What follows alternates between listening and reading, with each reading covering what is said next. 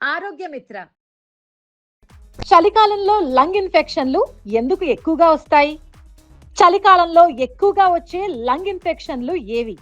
జలుబు, bronchitis, pneumonia మధ్య తేడా ఎలా గుర్తించాలి? పిల్లలు, వృద్ధులు చలికాలంలో ఏ జాగ్రత్తలు తీసుకోవాలి? చలికాలంలో వచ్చే బ్రాంకైటిస్, వైరల్ ఇన్ఫెక్షన్లకు సాధారణ చికిత్స ఏంటి? ఫ్లూ వచ్చినప్పుడు యాంటీవైరల్ మందులు ఎంతవరకు పనిచేస్తాయి?